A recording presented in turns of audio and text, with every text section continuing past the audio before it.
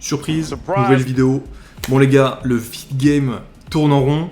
Je n'en peux plus de voir toujours les mêmes questions, toujours les mêmes réponses d'imbéciles au fil des années. Ça fait à peu près 10 ans que le feed game a pété, je dirais. En France, tout du moins. Et les gars, c'est toujours les mêmes questions qui subsistent. Donc en ce moment, le truc qui est à la mode, bon ça a toujours été à la mode, hein, mais c'est la chasse aux sorcières des mecs natis.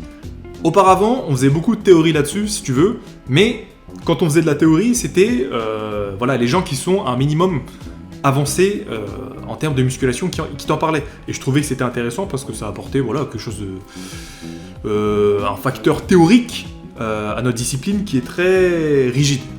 Mais les gars, maintenant, avec l'avènement des réseaux popcorn, les réseaux voilà, où tu consommes des trucs de con, tu scrolles, c'est toujours la même musique. Bon, je pense que tu as dû le voir avec le drama américain qui a fait un tollé sur la sphère, le feed game américain, l'affaire Jeff Nippard et Hussein Farhat, où t'as, voilà, en gros, il posait la question de jusqu'où on peut aller naturellement. Et il mettait la barre un peu trop haut. Alors je trouve qu'on est dans une société qui est de plus en plus vindicative. Je pense que les gens en ont eu assez qu'on les prenne pour des imbéciles. C'est-à-dire que maintenant, ils se vengent. Donc sur tous les gens qui sont un peu balèzes, que tu peux voir sur Instagram ou sur différents réseaux, t'as toujours des mecs qui vont dire « chargez, emoji piqûre, chargez ».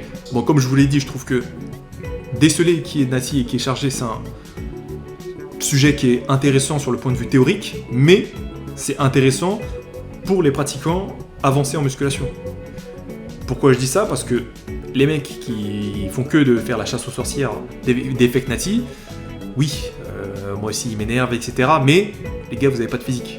Les gars, vous faites pas de sport, mais vous faites que de dire « Oh putain, chargez !» Ne laissez pas le fait d'avoir vos goals physiques qui sont chargés vous empêcher de faire du sport. C'est pas ça le but. Parce que je vous connais les gars, je sais ce que vous voulez. Vous vous dites putain je vais faire du sport. Sauf qu'en fait, vous voulez être balèze parce que vous êtes des gars. Vous avez de la testo, donc vous voulez être balèze, vous voulez être veineux, vous voulez être sec. Et vous regardez qui ? Vous regardez tout ce que vous met en avant, vos algorithmes de mecs. Et c'est des gars qui sont tous chargés. Donc quand vous apprenez qu'ils sont tous chargés, vous avez le seum. Sauf que vous n'avez pas encore commencé à faire du sport. Donc qu'est-ce qui se passe ? Vous avez le seum. Et vous commencez même pas le sport. Et vous êtes des merdes. Les gars, même si vous n'avez pas un physique qui est ultra veineux, c'est pas ça qui est important. L'objectif en bodybuilding, ce n'est pas le physique. D'accord ? C'est la discipline qu'on se forge. En étant naturel ou chargé, dans les deux cas, on va se créer de la discipline. On va essayer de tenir parole et dire bon, j'arrête de faire ça, je me tiens à la diète, je deviens musclé, bénéf. Et la confiance en soi vient avec. Parce que les gens se disent, lui, il tient parole, c'est un mec fiable, il a confiance en lui. Mais le physique n'est que la conséquence de cette discipline. Parce que tu peux pas être musclé si t'es pas discipliné, que tu sois naturel ou chargé. Donc quelque part, il y a une certaine fierté à être naturel parce que tu vas vraiment faire de la finition quand t'es un pratiquant avancé. Parce que au début, tu fais n'importe quoi, tu manges n'importe quoi, tu prends, voilà, c'est facile. Plus tu arrives vers un stade d'expertise, plus moins tu gagnes du muscle, justement. Donc il faut voilà, optimiser sa diète, optimiser son entraînement, vraiment faire de la finition. Et c'est ça en fait qui te donne une certaine fierté où tu te dis, mais voilà, si je progresse, c'est que quelque part je suis fort. Je suis fort parce que je me tiens à mon plan, je me tiens à ce que je fais, je me fume à la salle, je mange pas n'importe quoi. Et tu vois des progrès. Et ça, c'est gratifiant, les gars. C'est putain de gratifiant. Bon, quand t'es chargé, oui, faut travailler dur, mais quelque part, tu peux te dire, bon, allez, j'augmente les doses, je prends un truc plus puissant, et tu vas progresser, quoi. Donc les gars, vous vous mettez dans une boucle, parce que vous refusez de faire du sport, mais vous êtes très vindicatif sur le physique des autres. Donc qui fait ça, c'est les gonzesses, les gars. Qui fait ça, c'est les collégiennes. Les gars, faut grandir. Faut grandir parce que vous gaspillez votre énergie, et vous flanguez votre morale. En fait, on s'en bat les couilles. Oui, un tellement, oui, c'est une merde, mais on s'en bat les couilles. Qu'est-ce que ça change à votre vie ? Vous achetez pas ces programmes, voilà. Parce que oui, tous ceux que tu vois sur Instagram, eux-mêmes ne se comparent même pas à eux-mêmes. Parce que déjà, ils sont chargés, ils sont dans leur meilleur pump, dans leur meilleure lumière, donc eux-mêmes ne peuvent pas se comparer à leur prime physique que tu peux voir. Donc toi, t'es Nati, tu commences pas à te comparer, voilà, c'est complètement con. Et quand bien même, on s'en bat les couilles, ça devrait rien changer à vos vies. Parce que imaginons qu'il soit Nati, imaginons que ce soit les génétiques exceptionnelles, le 1 sur 1 milliard. Mais c'est pas vous. Donc qu'est-ce que ça change? Même si le mec est naturel, imagine qu'il soit vraiment naturel. Mais toi tu n'as pas cette génétique, donc t'auras jamais son physique.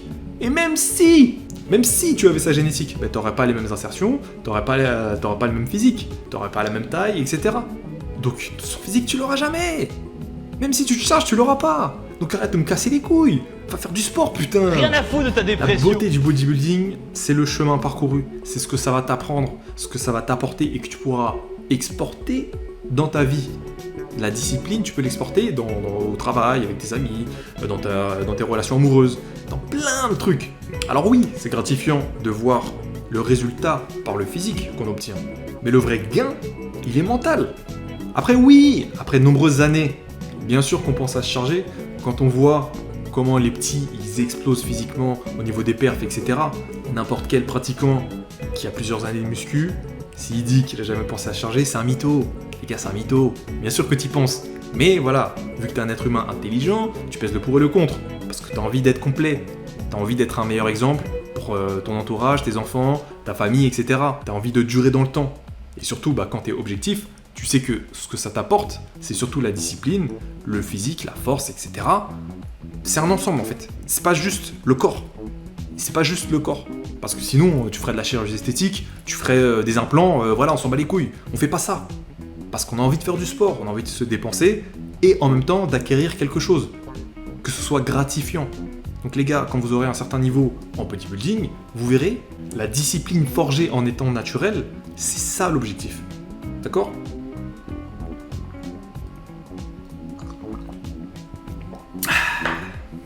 Allez, moi je retourne m'entraîner les gars. Prenez soin de vous et prenez soin de votre santé. Beaucoup peur.